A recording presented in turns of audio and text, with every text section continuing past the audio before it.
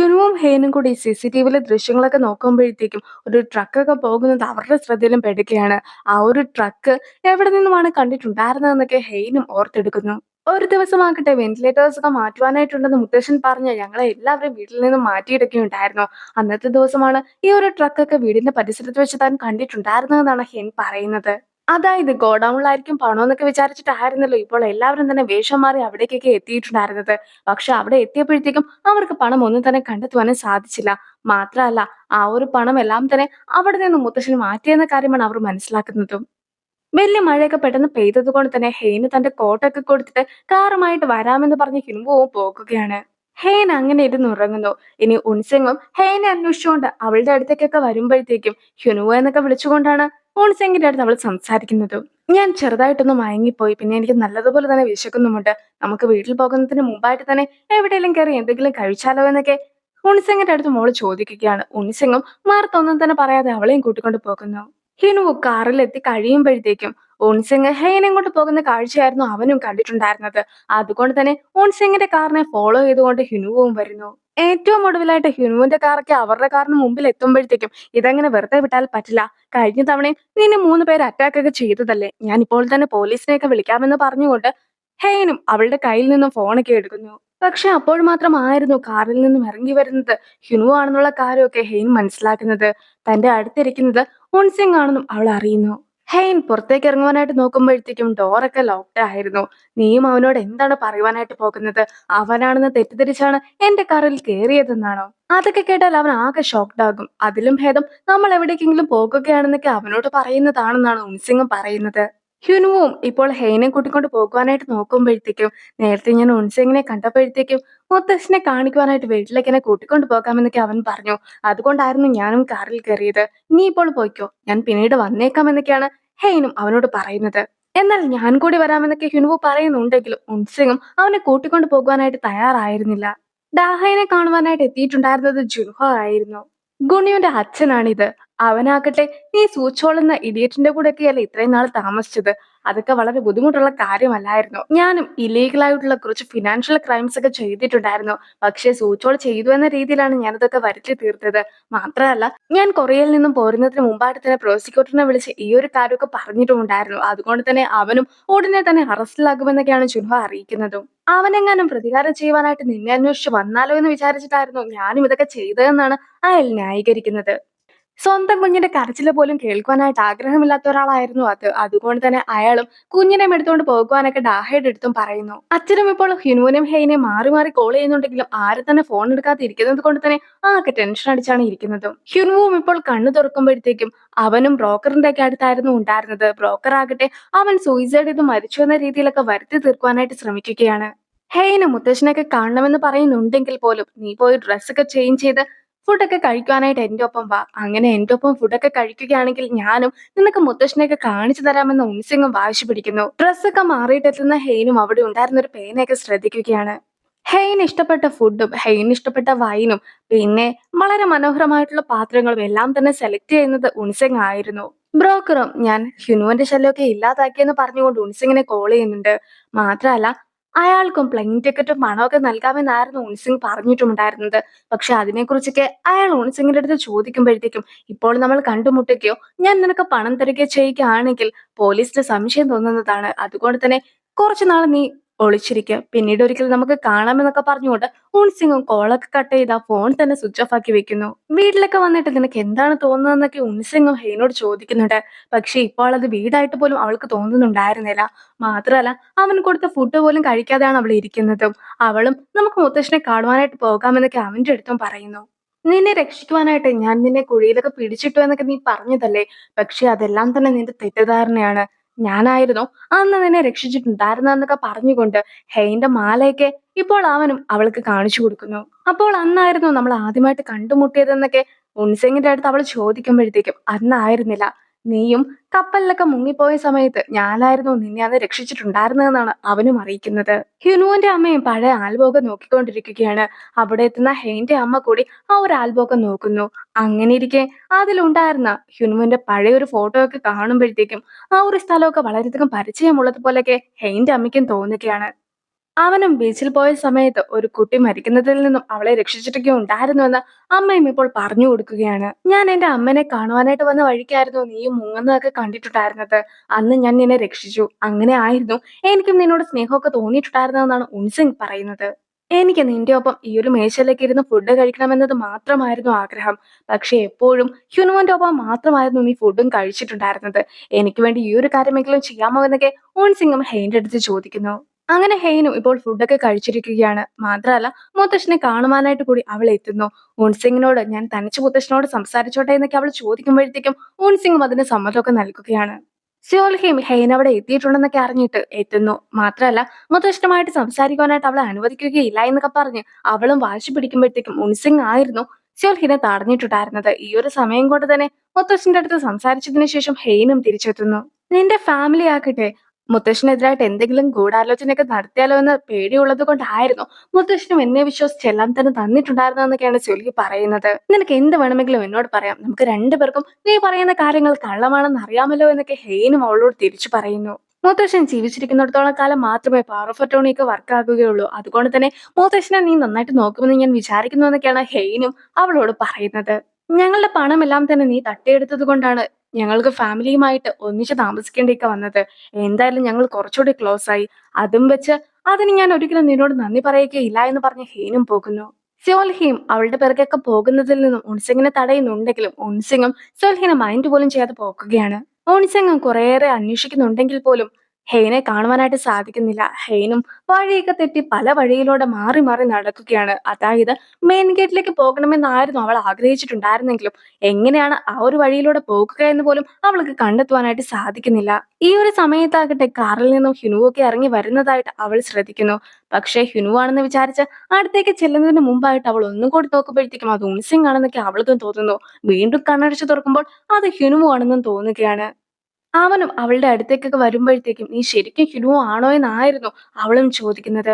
ഹ്യുനുവിന്റെ മുഖത്തുണ്ടായിരുന്ന മുറിവൊക്കെ കാണുന്ന ഹെയ്നാകട്ടെ നിനക്ക് തല്ലൊക്കെ കൊണ്ടോ എന്ന് ചോദിക്കുകയാണ്.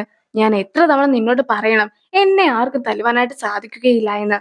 3 പേരൊക്കെ ഒന്നിച്ചു തോൽപ്പിച്ചിട്ടുള്ള ആളാണ് ഞാനെന്ന് പറഞ്ഞ് ഹ്യുനുവും ഹെയ്നെ സമാധാനിപ്പിക്കുന്നു. ഹെയ്ൻ ഇപ്പോൾ എവിടെയാണ് ഉള്ളതെന്നൊക്കെ CCTV വഴി ഉൻസിങ് മനസ്സിലാക്കുകയാണ്.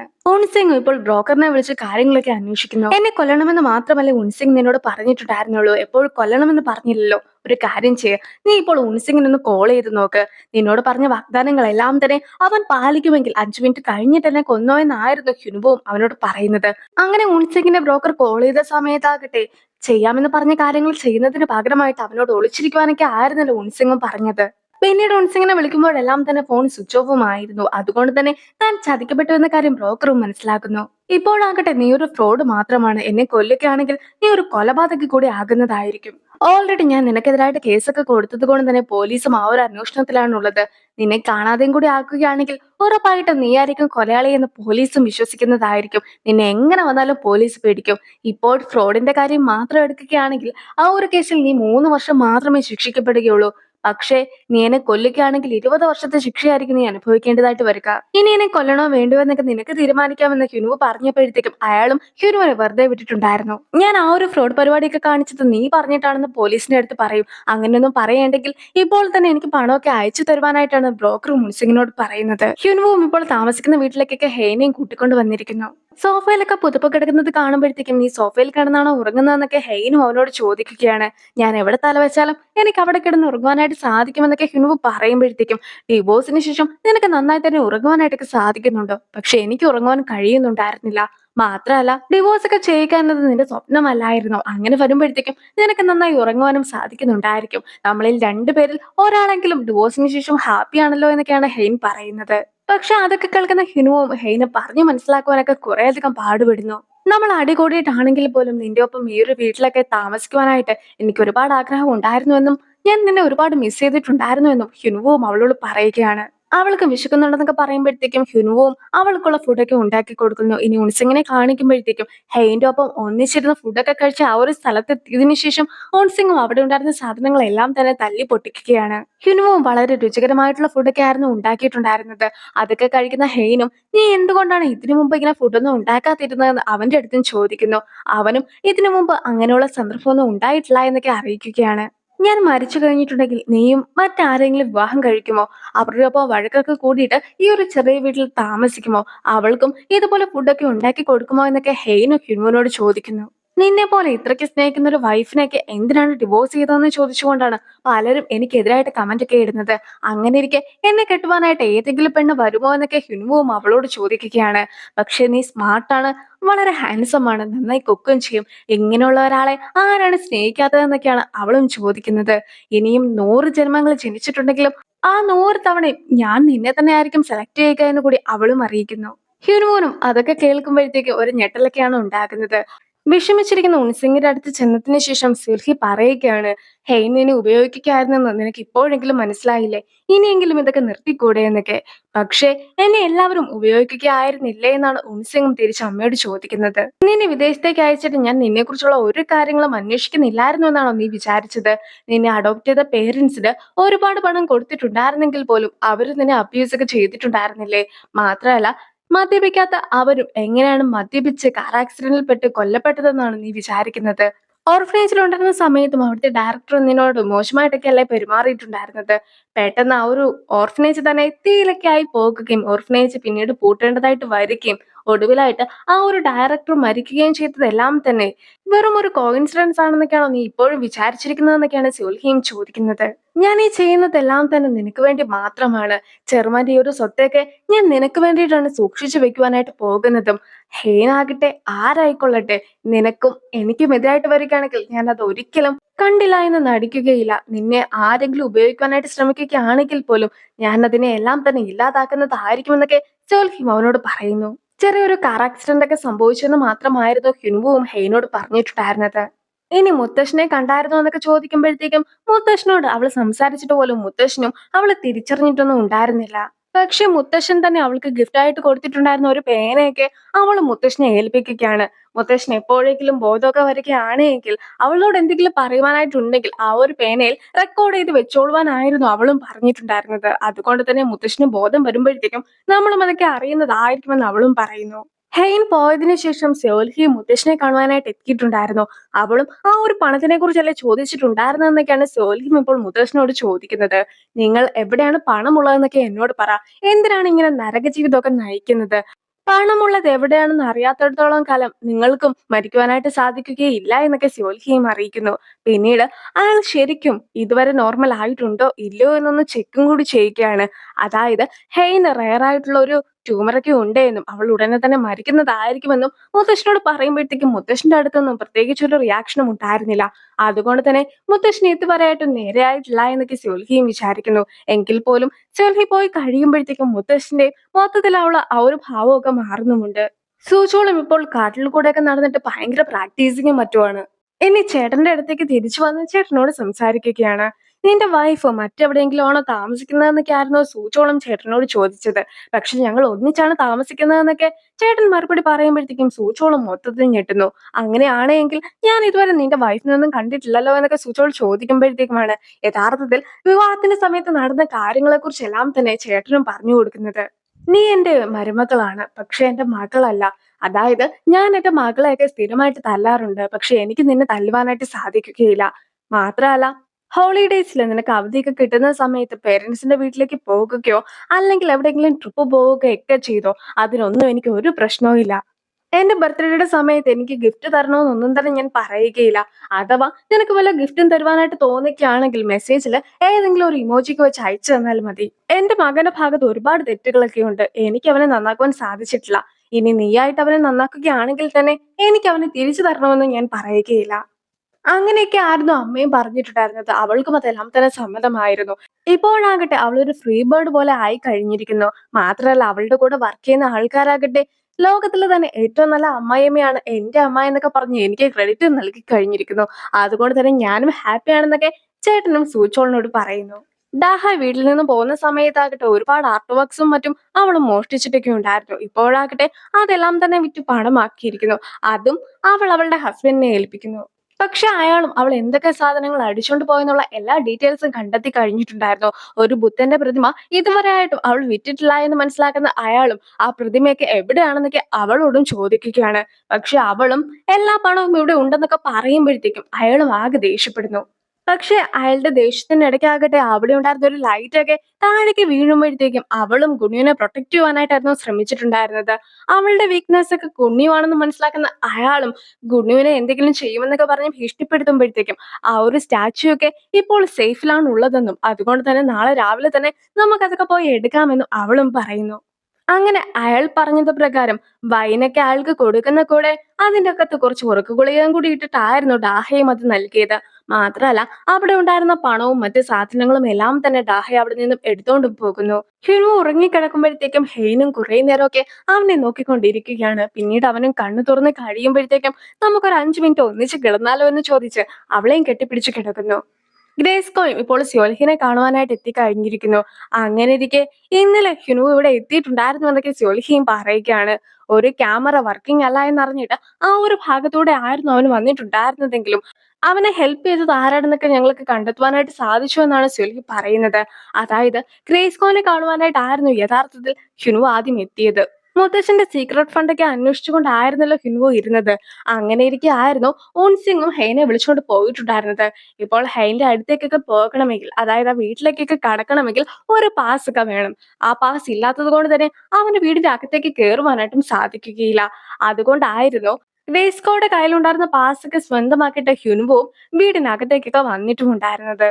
സ്വന്തം ജീവൻ പോലും പണയം വെച്ചിട്ടാണ് ഞാൻ ഈ ഒരു കാര്യങ്ങളൊക്കെ ചെയ്തു തരുന്നത്. അതുകൊണ്ട് തന്നെ എനിക്ക് നിങ്ങളുടെ ആ സീക്രട്ട് ഫണ്ടിൽ നിന്നും 3% പണമൊക്കെ ആവശ്യമായിട്ടുണ്ടെന്ന് ക്രിസ്കോ പറയുമ്പോഴത്തേക്കും അതിൽ നിന്നും 5% പണമൊക്കെ നൽകാമെന്ന് ഹ്യുൻവുവും ഉറപ്പ് നൽകുന്നു. ഗ്രേസ്കോയ്ക്ക് സൊൽഹി കൊടുത്തിട്ടുണ്ടായിരുന്ന പണവും പദവിയും എല്ലാം തന്നെ തിരികെ ഏൽപ്പിക്കുവാനായിട്ടൊക്കെ ഗ്രേസ്കോയുടെ അടുത്ത് സൊൽഹി പറയുമ്പോഴത്തേക്കും ഞാനും മറ്റൊരു ലക്ഷ്യം കാരണമായിരുന്നു അവന്റെ കൂടെ കൂടിയതെന്നാണ് ഗ്രേസ്കോ അറിയിക്കുന്നത്. അതായത് എന്നോട് ഹ്യുൻവു 10% തരാമെന്ന് പറഞ്ഞതുകൊണ്ടാണ് ഞാനും അവന്റെ കൂടെ കൂടി കാര്യങ്ങളൊക്കെ മനസ്സിലാക്കിയത്. നിങ്ങളാകട്ടെ എനിക്കൊരു 5% ഒക്കെ തരികയാണെങ്കിൽ ഞാനും നിങ്ങളുടെ കൂടെ നിൽക്കുന്നതായിരിക്കുമെന്ന് ഗ്രേസ്കോയും അറിയിക്കുന്നു. മുത്തച്ഛൻ പണമൊക്കെ സൂക്ഷിച്ചു വെച്ചിട്ടുണ്ടായിരുന്നത് ഈ ഒരു വീട്ടിൽ തന്നെയാണെന്നുള്ള സംശയമാണ് ഹ്യുനുവിനുള്ളത്. അതുകൊണ്ടായിരുന്നു ഹ്യുനുവും എന്റെ സഹായമൊക്കെ ചോദിച്ചിട്ടുണ്ടായിരുന്നതെന്ന് ഗ്രേസ്കോയും പറയുന്നു. ചേച്ചിയും കൂട്ടരും ഒന്നിച്ചിരുന്ന് ഫുഡൊക്കെ കഴിക്കുമ്പോഴത്തേക്കും രണ്ടുപേര് അവരുടെ ഫോട്ടോസൊക്കെ എടുക്കുന്നത് ഒരാൾ ശ്രദ്ധിക്കുകയാണ്. അങ്ങനെ ഇരിക്കെ ആ ഒരു കാര്യത്തെക്കുറിച്ചൊക്കെ അവൾ സംസാരിക്കുമ്പോഴത്തേക്കുമായിരുന്നു മറ്റൊരാളും ഇവർ പലപ്പോഴായിട്ട് നമ്മുടെ വില്ലേജിന്റെ പല പല ഭാഗത്തോടെ ഒരു കാറിലൊക്കെ വന്നിട്ട് ഫോട്ടോസ് എടുക്കാറുണ്ടെന്നുള്ള കാര്യം അവരെയും അറിയിക്കുന്നത്. ചേച്ചിയും കൂട്ടരും അവരോട് അതിനെക്കുറിച്ച് സംസാരിക്കുവാനായിട്ടൊക്കെ ചെല്ലുന്നുണ്ട്. പക്ഷെ ഫോട്ടോ ഒക്കെ എടുത്ത ആൾക്കാരാകട്ടെ അവിടെ നിന്നും രക്ഷപ്പെടുവാനായിട്ട് ശ്രമിക്കുകയായിരുന്നു ചെയ്തിട്ടുണ്ടായിരുന്നത്. ചേച്ചിയുടെ ഒരു ചവിട്ടൊക്കെ കൊള്ളുന്നുണ്ടെങ്കിൽ പോലും അവരും വേഗം കാറിലൊക്കെ കയറി പോകുകയാണ്. ഈ ഒരു വില്ലേജിലെ രാത്രിയിലെ പെട്രോളിംഗ് ഒക്കെ നടത്തുവാനായിട്ട് 5 പേരെ ആവശ്യമായിട്ടുണ്ടായിരുന്നു. സൂചോളും ഇതിനൊക്കെ പോകുകയാണെങ്കിൽ ഒരുപാട് ശക്തിയൊക്കെ ഉണ്ടാകുമെന്ന് പറഞ്ഞിട്ട് ഇപ്പോൾ ചേട്ടനെയും കൂടി അതിൽ കൂട്ടുന്നു. ചേട്ടനെ മാത്രമായിരുന്നില്ല, മൊത്തത്തിൽ 5 പേരെ അതിനുവേണ്ടി അവർ തയ്യാറാക്കുകയാണ്. എന്തായാലും നാട്ടുകാരെ രക്ഷിക്കുവാനായിട്ട് കൂടുതൽ ശക്തിയൊക്കെ നേടുവാനായിട്ടായിരുന്നു സൂചോളും ആ ഒരു പദ്ധതിയിലൊക്കെ കൂടിയിട്ടും ഉണ്ടായിരുന്നത്. സൂര്യാസ്തമനമൊക്കെ നടക്കുന്ന ഒരു സ്ഥലത്തേക്ക് ഹെയ്നയും കൂട്ടിക്കൊണ്ട് ഹിനു എത്തിയിരിക്കുകയാണ്. ഇവിടെ നിൽക്കുമ്പോഴത്തേക്കും നിന്നെ കാണുവാൻ കൂടുതൽ സുന്ദരിയായിട്ടുണ്ടെന്നൊക്കെ ഹിൻവു പറയുമ്പോഴത്തേക്കും നീ എന്നെ പ്രപ്പോസ് ചെയ്യുവാനായിട്ട് പോകുകയാണോ എന്നൊക്കെ അവളും സംശയിക്കുന്നു. ഹിൻവുവും ഇപ്പോൾ അവൾക്ക് നേരെ ഒരു മോതിരമൊക്കെ നീട്ടിയിട്ട് എന്നെ വീണ്ടും വിവാഹം കഴിക്കുവാനായിട്ട് ഞാൻ പറയുന്നില്ല, പക്ഷേ നിനക്ക് ആ ഡിവോഴ്സ് എങ്കിലും ഒന്ന് പിൻവലിച്ചൂടെ എന്നാണ് ഹിൻവു ചോദിക്കുന്നത്. ഹെയ്നും ആ ഒരു മോതിരമൊക്കെ ഇട്ടു നോക്കി തന്റെ കൈക്ക് കൃത്യമായിട്ട് ചേരുന്നതാണ് അതേന്നൊക്കെ മനസ്സിലാക്കുന്നു. എങ്കിൽ പോലും അവളും അത് സ്വീകരിക്കാനായിട്ട് തയ്യാറായിരുന്നില്ല. ഇതൊക്കെ തിരിച്ചു കൊടുത്തിട്ട് പണം മേടിക്കുവാനായിട്ടായിരുന്നു ഹെയ്നും പറയുന്നത്. നീ തന്നെയല്ലേ എന്നെ വിവാഹം കഴിക്കുവാൻ സമ്മതമാണെന്നൊക്കെ പറഞ്ഞിട്ടുണ്ടായിരുന്നെന്നൊക്കെ ഹിനുവ ചോദിക്കുമ്പോഴത്തേക്കും മറ്റൊരു ജന്മം കിട്ടുകയാണെങ്കിൽ നിന്നെ വിവാഹം കഴിക്കുമെന്നായിരുന്നു ഞാൻ പറഞ്ഞിട്ടുണ്ടായിരുന്നതെന്നൊക്കെയാണ് ഹെയ്നും അറിയിക്കുന്നത്. ഇന്നലെ നീയാണെന്ന് വിചാരിച്ചിട്ടായിരുന്നു ഞാനും ഉൻസിങ്ങിന്റെ കൂടെ പോയിട്ടുണ്ടായിരുന്നത്. മാത്രമല്ല പിന്നീട് നിന്നെ കണ്ട സമയത്തും നീയാണോ ഉൻസിങ് ആണോ അതേന്ന് തിരിച്ചറിയുവാൻ ഞാൻ ഒരുപാട് പാടുപെട്ടു എന്നൊക്കെ ഹെയ്നും തുറന്നു പറയുന്നു. എന്റെ അസുഖമൊക്കെ കൂടുന്ന സമയത്ത് നീ എന്റെ ഒപ്പം ഉണ്ടാക്കരുതെന്ന് ഞാൻ നിന്നോട് പറഞ്ഞിട്ടില്ലായിരുന്നു. ഇപ്പോൾ എന്റെ മുമ്പിലുള്ളത് ശരിക്കുമുള്ള ഹിനുവോ ആണോ, ഞാൻ സ്വപ്നം കാണുന്നതാണോ, അതോ ഇതെല്ലാം തന്നെ സത്യമാണോ? എനിക്ക് എന്തായാലും നിന്റെ അടുത്ത് ഫേക്ക് ആയിട്ടുള്ള ഒരു പ്രോമിസ് ഒന്നും നൽകുവാനായിട്ട് സാധിക്കുകയില്ല എന്ന് പറഞ്ഞ് ഹെയ്നും പോകുന്നു. അവൾ പറഞ്ഞ കാര്യങ്ങളൊക്കെ കേൾക്കുമ്പോൾ ഹ്യുൻവു ആകെ തകർന്നും പോയിട്ടുണ്ടായിരുന്നു. ആന്റിയും ഡിറ്റക്റ്റീവിന്റെ ഒപ്പം ഇരുന്ന് നേരത്തെ ഷൂട്ട് ചെയ്തിട്ടുള്ള ഡ്രോണിൽ നിന്നുമുള്ള ദൃശ്യങ്ങളൊക്കെ കാണുകയാണ്. അങ്ങനെ ഇരിക്കെയാണ് കൗൺസിലർ എത്തിയിട്ട് അമ്മ എവിടെയാണെന്നുള്ള കാര്യമൊന്നും അറിയിക്കുകയില്ല എന്നൊക്കെ പറയുന്നത്. പോലീസിനെയൊക്കെ വിളിച്ചിട്ടുണ്ടായിരുന്നെങ്കിലും അവർ ഇതുവരെയായിട്ടും എത്തിയിട്ടില്ല. ഇനി മലയുടെ മുകളിൽ വല്ലതും സ്ഥിരമായിട്ട് അമ്മ പോകുന്നത് പോലെ പോയിരിക്കുകയാണോ എന്നൊക്കെ സംശയിച്ച് അവിടെ പോകുവാനായിട്ടൊക്കെ കൗൺസിലർ തുടങ്ങുമ്പോഴത്തേക്കും നമുക്ക് അവിടെ പോകാതെ തന്നെ അമ്മ എവിടെയാണുള്ളതെന്ന് കണ്ടെത്തുവാനായിട്ട് സാധിക്കുമെന്നൊക്കെയാണ് ആന്റിയും പറയുന്നത്. പിന്നീട് അവിടെ ഉണ്ടായിരുന്ന ഡ്രോണൊക്കെ ഉപയോഗിച്ചുകൊണ്ട് ഡിറ്റക്റ്റീവും അവിടെയുള്ള ദൃശ്യങ്ങളെല്ലാം തന്നെ പകർത്തുന്നു. അങ്ങനെ ഇരിക്കെ ആ ഒരു ഡ്രോണൊക്കെ പറന്ന് പറന്ന് മലയുടെ മുകളിലേക്ക് എത്തുമ്പോഴത്തേക്കും അവിടെ ഒറ്റയ്ക്കിരിക്കുന്ന അമ്മേനെയും ഡ്രോൺ കാണുകയാണ്. അമ്മേനെ കണ്ട് കഴിയുമ്പോഴത്തേക്കും കൗൺസിലറും ആകെ സന്തോഷിച്ച് ആന്റീനെ കെട്ടിപ്പിടിക്കുന്നു. വൈകിട്ടാവുമ്പോഴത്തേക്കും ആന്റിയും കൗൺസിലറും ഒന്നിച്ചിരിക്കുകയാണ്. എന്റെ അച്ഛന് അസുഖമൊക്കെ ഉണ്ടെങ്കിൽ പോലും എന്റെ അച്ഛനെ എനിക്ക് നോക്കുവാനായിട്ട് സാധിക്കുന്നില്ല. അങ്ങനെ ഇരിക്കെ നിന്റെ അവസ്ഥയൊക്കെ ഓർക്കുമ്പോഴത്തേക്കും എനിക്കും ഒരുപാട് അസൂയ തോന്നിക്കുകയാണെന്നൊക്കെയാണ് ആന്റിയും പറയുന്നത്. എന്റെ അച്ഛനാകട്ടെ കുഞ്ഞിലെ മുതലേ എന്നെയും അമ്മനെയും ഉപദ്രവിക്കുമായിരുന്നു. അങ്ങനെ എന്റെ ചെറുപ്രായത്തിൽ തന്നെ അമ്മയും എന്നെ ഉപേക്ഷിച്ചു പോയതാണ്. അമ്മയില്ലാതെ തന്നെയാണ് ഞാനും വളർന്നത്. പിന്നീട് അമ്മയ്ക്ക് ഓർമ്മക്കുറവൊക്കെ വന്ന സമയത്ത് ഞാനും നഴ്സിംഗ് ഹോമിൽ നിന്നും അമ്മേനെ വീട്ടിലേക്കൊക്കെ മാറ്റി. അങ്ങനെയാണ് അമ്മയുടെ കൂടെ താമസിക്കുവാനും തുടങ്ങിയത്. നമ്മുടെ ഉള്ളിൽ ഇതുപോലെ ഒരുപാട് ഭാരങ്ങളൊക്കെ ഉണ്ട്. അതുകൊണ്ട് തന്നെ മറ്റൊരാളെ കാണുമ്പോഴത്തേക്കും അസൂയപ്പെടുകയോ അല്ലെങ്കിൽ നമ്മളെ സ്വയമായിട്ട് കുറ്റപ്പെടുത്തുകയോ ചെയ്യേണ്ട ഒരാവശ്യവുമില്ല. നിന്റെ അച്ഛന് ആരെക്കാളും നന്നായിട്ട് നിന്നെ മനസ്സിലാക്കുവാനായിട്ട് സാധിക്കും. അതുകൊണ്ട് തന്നെ നീ വിഷമിക്കേണ്ട കാര്യമില്ല എന്നൊക്കെ പറഞ്ഞ് കൗൺസിലറും ആന്റിനെ സമാധാനിപ്പിക്കുന്നു.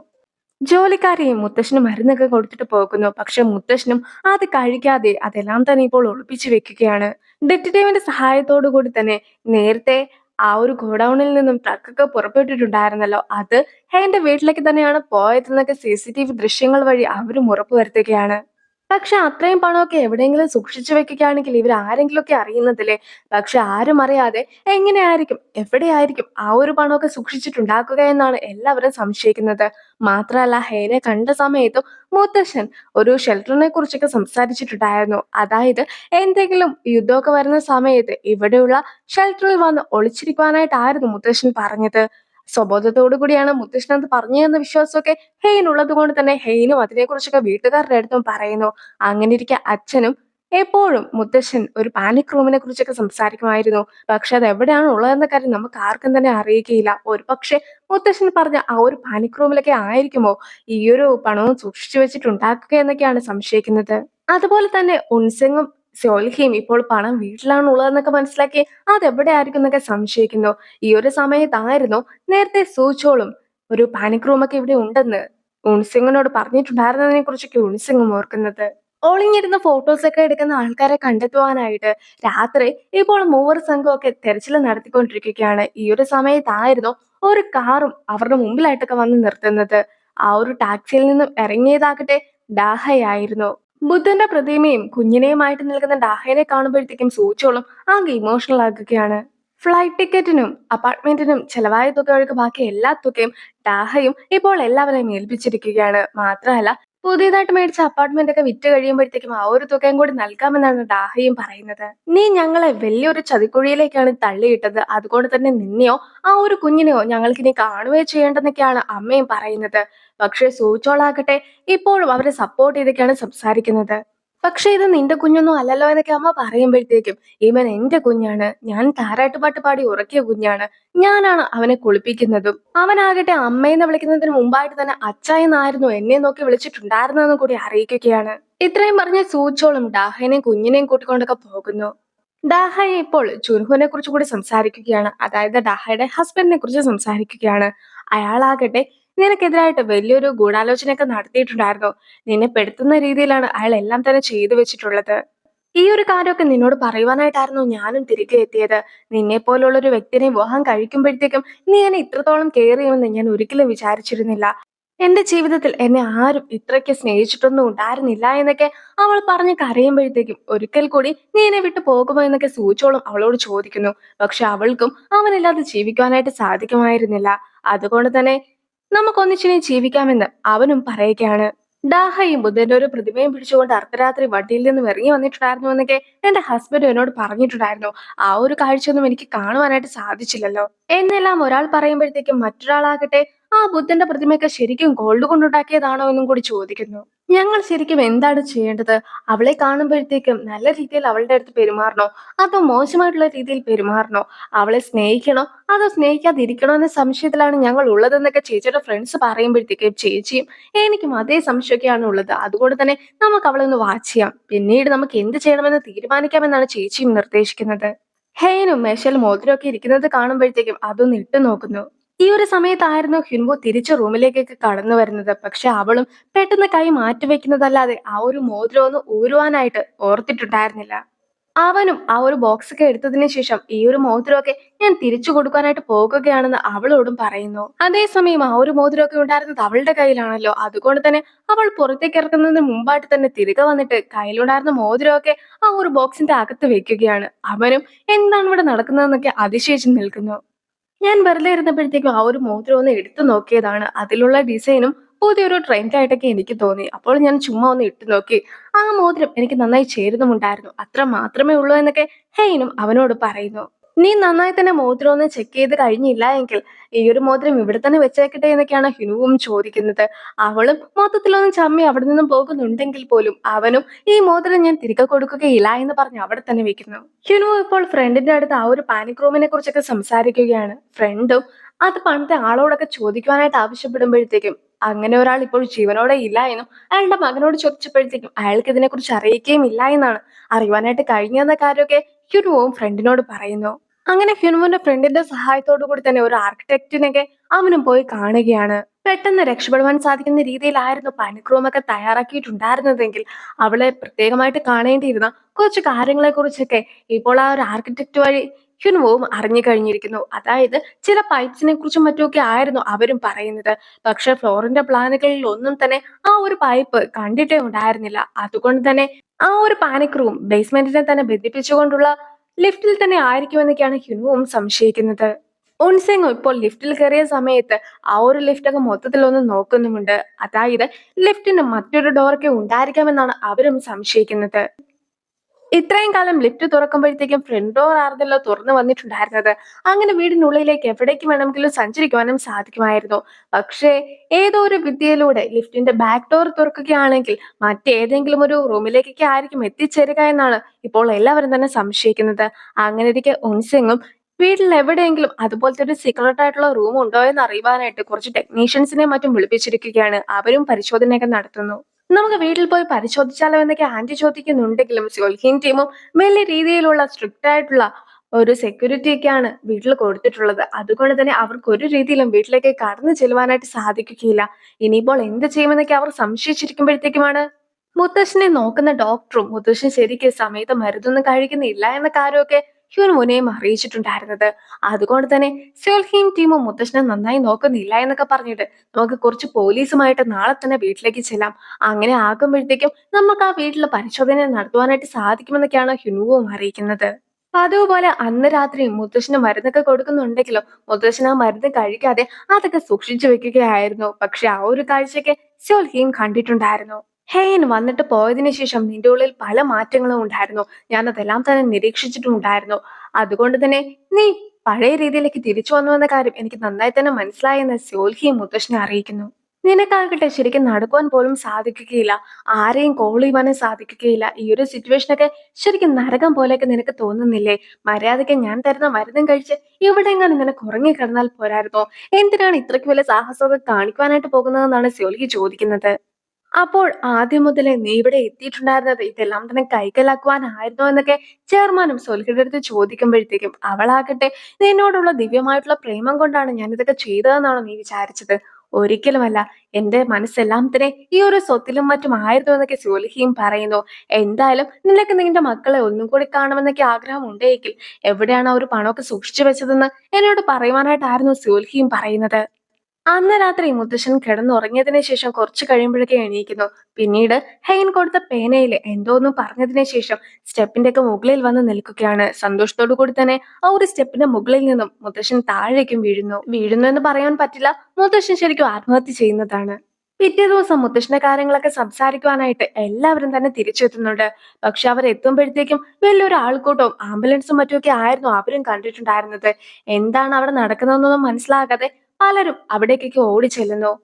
വ്യോംച ഓടിച്ചെന്ന് മുഖമൊക്കെ നോക്കുമ്പോഴത്തേക്കും ആംബുലൻസിലേക്ക് കയറ്റുന്നത് വ്യോംചയുടെ അച്ഛനെയാണെന്നുള്ള കാര്യമൊക്കെ വ്യോംചയും മനസ്സിലാക്കുകയാണ്. അച്ഛനോട് എണീക്കുവാനൊക്കെ വ്യോംചയും കുറെ തവണ പറയുന്നു.